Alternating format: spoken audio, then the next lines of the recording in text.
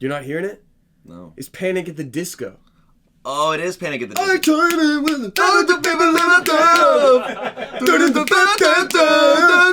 What's up, all you cuties and patooties? It's your favorite early 2000s emo band, Shayne's Revenge. We're back with another spicy episode of Smosh Pit Weekly. This week we're gonna talk about... Ooh, can I say that? How crazy is it that we live in a world where you can get sued by a meme? And then he just was like, Foo! But first... Okay, guys, it's time for personal news. Didn't catch it last week. Damien and I know each other so well that we decided to write each other's personal news for the week. I wrote Damien's, he wrote mine. We're going to read them now for the first time on this teleprompter.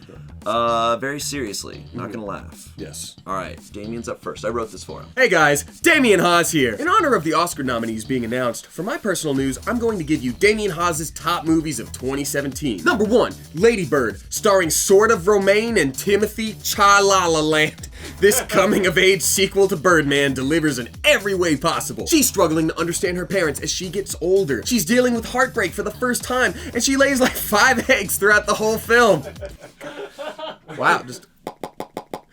Number 2, Water Shapes, starring Circle Lady, Square Man, and Octavia Spencer. This film is everything you'd expect from Guillermo del Toro's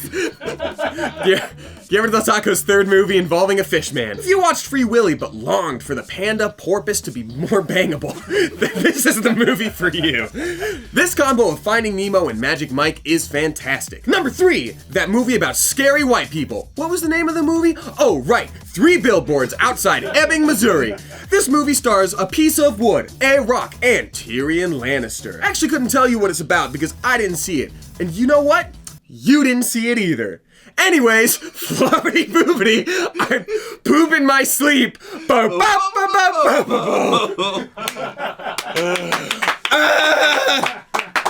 was accurate. That's all stuff I'd say. Am I Jimmy Jangling? A little bit. All right, I'll... Why do you have Chuck E. Cheese tokens in your pocket? Pause. Thank you, sir. Eat your gruel. I love rules. Alright, it's my turn. Alright, guys. What's up, all you Kevins? It's me, Shayne Days and Mondays, and I'm here to fill you in on my adventures. Did you know that Damien and I used to be roommates in a hip part of town? He and the other roommates were always fascinated by my morning routine. Allow me to share.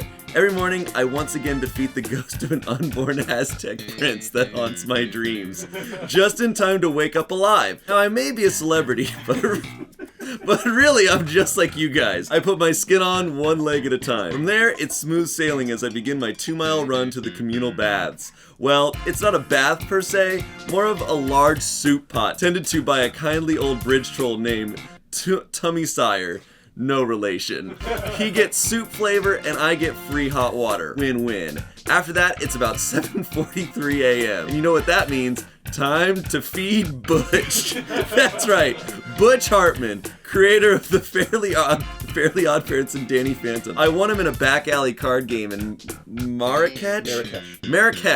And he's been living in a pit in my yard ever since. Every morning, I demand that he animates me into Jimmy Neutron, and every morning he insists that he has nothing to do with that show, in addition to being off the air since 2006. As the hatch closes and his cries become more distant, that's when I revert to my true form, a $10 Starbucks gift card. This is perfect for me, as it is impossible for a gift card to take out the trash, clean the kitchen, pay rent, or really contribute to the household in any way. And that's why I couldn't finish my homework, Miss Diane.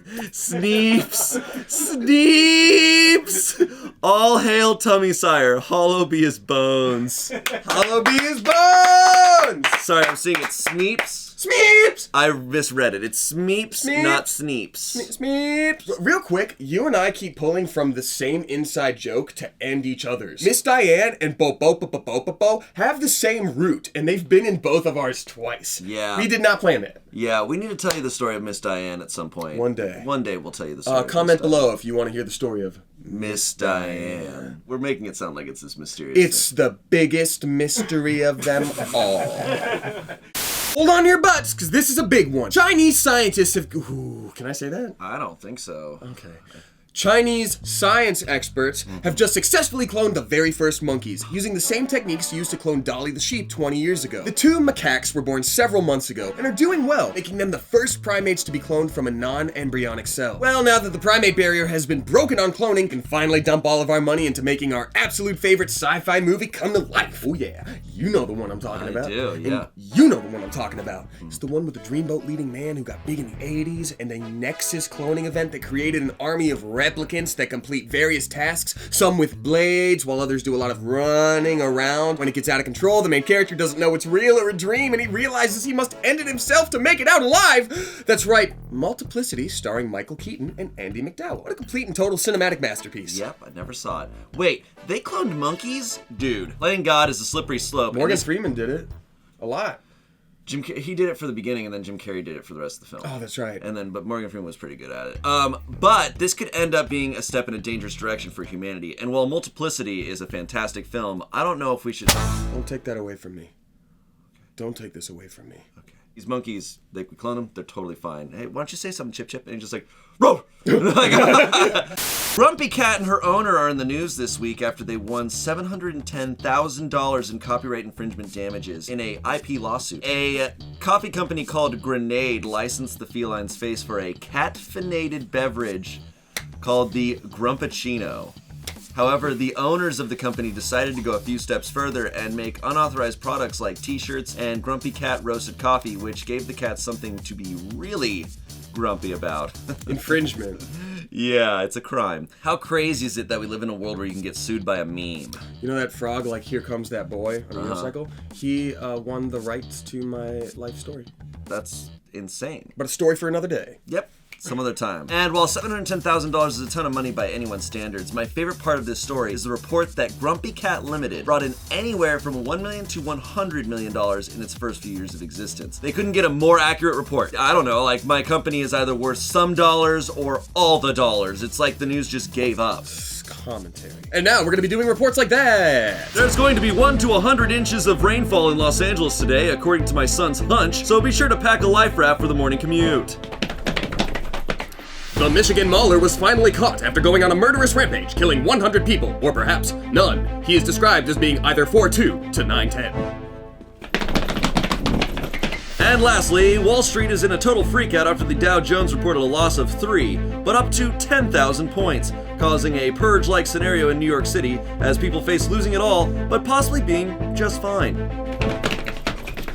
Hawaii is clenching up again after reports that either 0 or 300 missiles are on their way. I've won Monopoly. I own either one space or the entire board.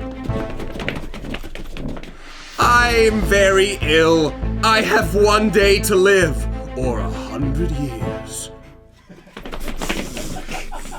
And that's the news!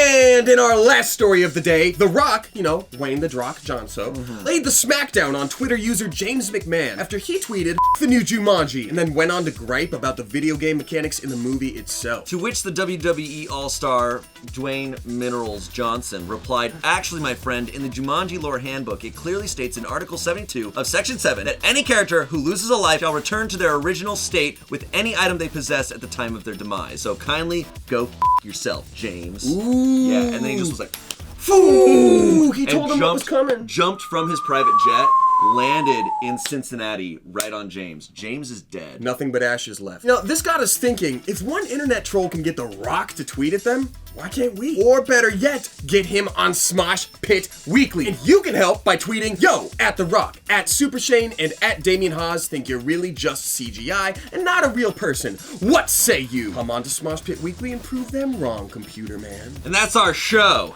Here are your questions of the week. Happy birthday to... And remember to tweet at The Rock and get him on our show. If you want that to happen, it's up to you. Bye! Bye! Tummy slap. Tummy sire. No! Tummy sire beats. No! No! No! Deborah, where's all my ham? Hi, Ray. I ate your ham, Ray.